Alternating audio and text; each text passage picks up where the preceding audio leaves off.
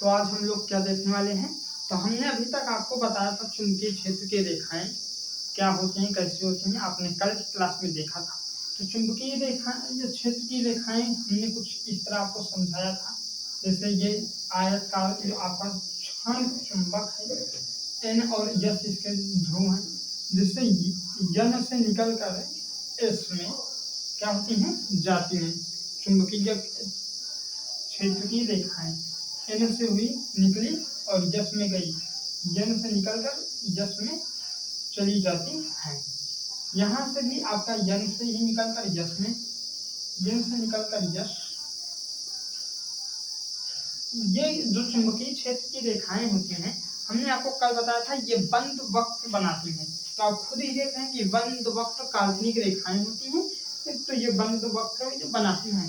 तो देखिए आज हम लोग इसकी विशेषता देखेंगे कि इसकी विशेषता क्या है। क्या विशेषता, विशेषता किसकी विशेषता देखेंगे,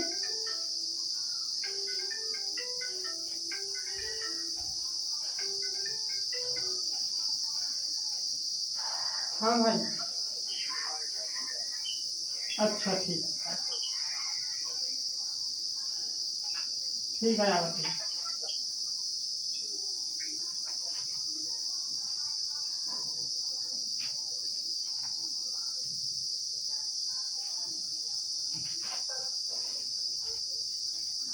तो हम लोग इसकी क्या देखेंगे, विशेषता देखेंगे कि इसकी विशेषता प्रॉपर्टीज क्या होती है। विशेषता पहली नंबर देख लीजिए, पहली नंबर विशेषता क्या होती है, ये जो रेखाएं होते हैं ये एक दूसरे को कभी प्रतिच्छेदित नहीं करते, एक दूसरे को कभी इंटरसेक्ट नहीं करते। ये जो रेखाएं आप देख रहे हैं काल्पनिक रेखाएं, ये एक दूसरे को कभी भी काटती नहीं है, प्रतिच्छेद नहीं करते हैं कि एक दूसरे को ऊपर से ऐसे निकले ऐसे चली जाए, ये एक दूसरे को कभी प्रतिच्छेद नहीं करते हैं, ये एक दूसरे को कभी इंटरसेक्ट नहीं करते हैं।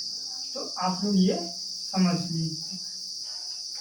तो क्या हम इसमें देखेंगे, ये रेखाएं एक दूसरे को, ये रेखाएं, पहली इसकी विशेषता ये होती है, ये जो रेखाएं होती हैं, ये रेखाएं कभी भी एक दूसरे को प्रतिच्छेदित नहीं करती। क्या नहीं करती, प्रतिच्छेदित नहीं करती हैं, नहीं करती हैं। ये जो रेखाएं होती हैं एक दूसरे को कभी भी प्रतिच्छेदित नहीं करती हैं। इसकी दूसरी क्या विशेषता होती है,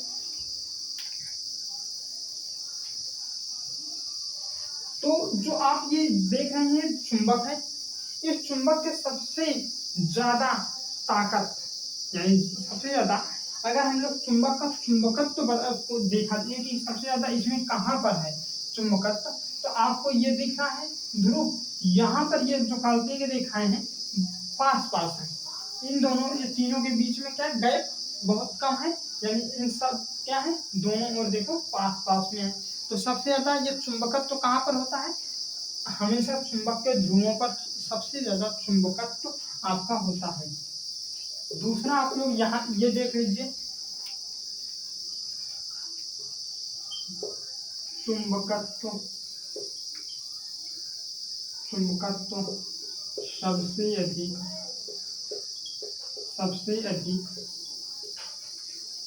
चुंबक के ध्रुवों पर होता है, ध्रुवों पर होता है। सबसे अधिक चुंबकत्व कहाँ पर होता है, चुंबक के ध्रुवों पर होता है। और इसके जो माध्यम है ये इसमें क्या होता है, तो आप लोग देख लीजिए जो इसका माध्यम होता है चुंबक के, वहां पर इसका शून्य होता है चुंबकत्व। अगर बात की जाए कि सबसे कम जीरो के बराबर कहाँ पर होगा चुंबकत्व,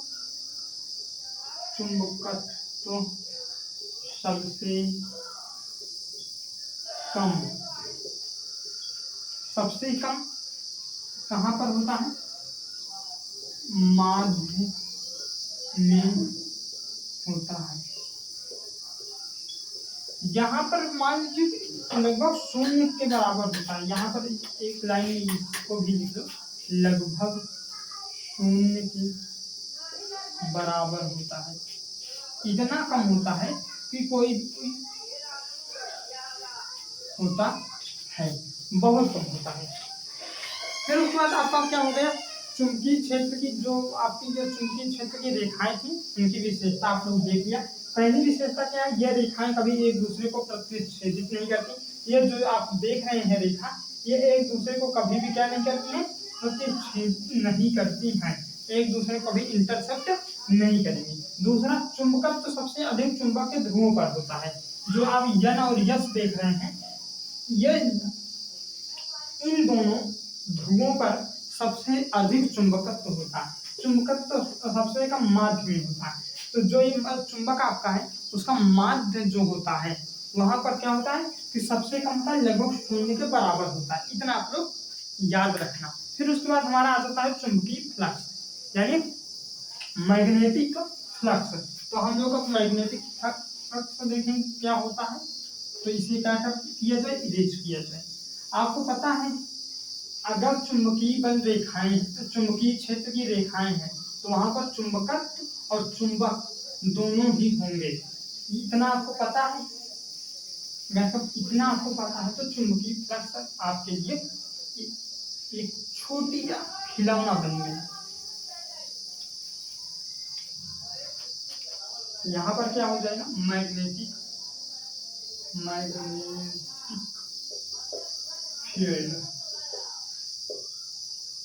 फील्ड में मैग्नेटिक फ्लक्स होगा। फील्ड फ्लक्स, अगर फील्ड अभी नहीं पढ़े तो आप पीछे जाकर अच्छी तरह से अगली वाली क्लास में पढ़ सकते हैं। मैग्नेटिक फ्लक्स क्या होता है, यानी चुंबकीय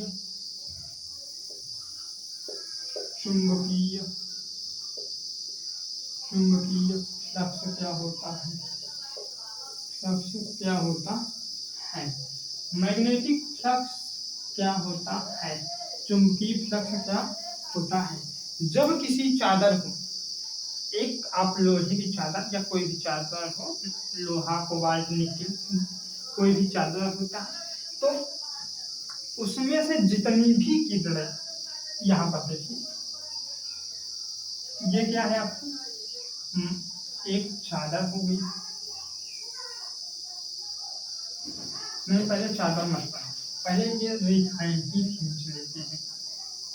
ये कौन सी रेखा है, ये चुंबकीय क्षेत्र की, हाँ चुंबकीय क्षेत्र की रेखाएं हैं।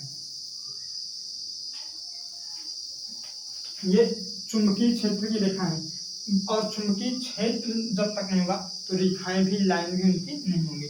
हम लोग यहाँ पर क्या लिख देंगे, चुंबकीय क्षेत्र। जब चुंबकीय क्षेत्र होगा तभी उसकी क्या होगा, रेखाएं होती हैं। फिर उसके बाद आप यहाँ पर देख लीजिए कि यहाँ पर क्या हो जाएगा, यहाँ पर चादर हो गया।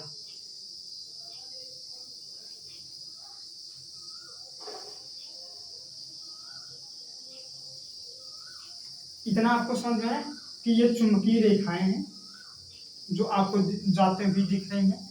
उसके बाद आपका जो ये ब्लैक से बना है ये वाला भाग आपका क्या हो गया, चुंबक, एक चादर हो गया। इस चादर से जितनी भी ये रेखाएं जाएंगी वही आपका क्या होगा, चुंबकीय फ्लक्स होगा। वही आपका क्या होता है, चुंबकीय फ्लक्स होता है। तो यहाँ पर आप लोग इस तरह लिख सकते हैं, जब किसी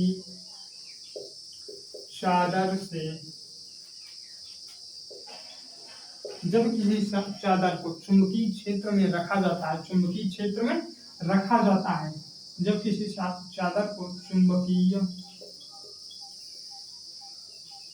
क्षेत्र में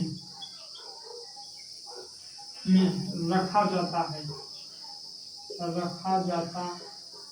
है, कोई भी चादर हो, कोबाल्ट निकल कुछ किसी का भी हो, उसको जब हम लोग चुंबकीय क्षेत्र में रख देते हैं तो उसमें से होकर कितनी भी रेखाएं जाती हैं वही आपका क्या कहलाता है, चुंबकीय फ्लक्स कहलाता है। तो उसमें से जो ये चादर है, ये जो है उसमें से, इस चादर से जितनी भी रेखाएं जा रही हैं, होकर कितनी रेखाएं जाती हैं, चुंबकीय फ्लक्स कहलाता है।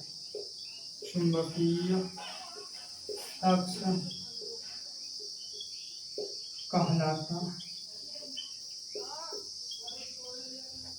कहलाता है। इसका जो चुंबकीय फ्लक्स किससे प्रदर्शित करते हैं, तो चुंबकीय फ्लक्स को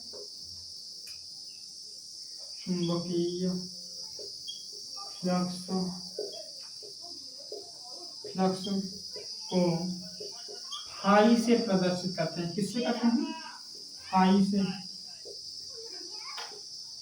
प्रदर्शित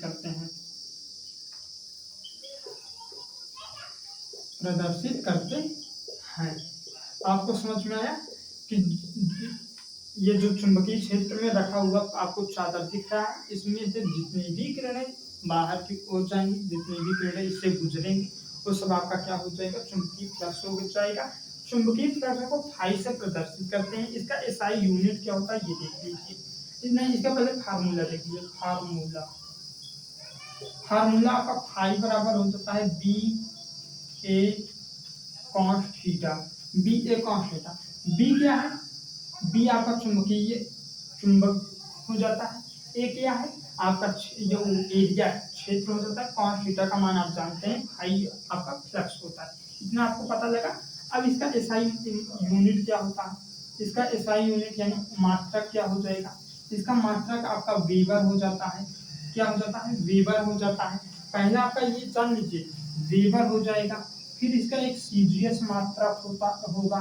सीजीएस मात्रक क्या होता है, सीजीएस मात्रक आपको पता है क्या होगा, तो सीजीएस में ये जैसे आप लोग देख रहे थे, आपका ये जो चुंबक था उसका टेस्ला था, और एक और सीजीएस वाला उसका क्या था, गॉस था। उसी तरह इसका क्या हो जाता है, पहले एसआई मात्रक वेबर हो जाता है, सीजीएस मात्रक इसका मैक्सवेल हो जाता है। क्या हो जाता है, मैक्सवेल हो जाता है। इसका सीजीएस मात्रा का क्या हो जाएगा, मैक्सवेल हो जाएगा। एक जो वेबर के अंदर कितने मैक्सवेल होते हैं पता है, एक वेबर के अंदर कितने, ये एक वेबर बराबर 10⁸ मैक्सवेल हो जाता है। मैक्सवेल हो जाता है। इतना आपको पता लगा। और लाइट चली गई है, इसलिए आज की क्लास बस इतनी ही। कल की क्लास हम लोग अच्छी तरीके से करेंगे। तब तक के लिए धन्यवाद साथियों। जय हिंद, जय भारत।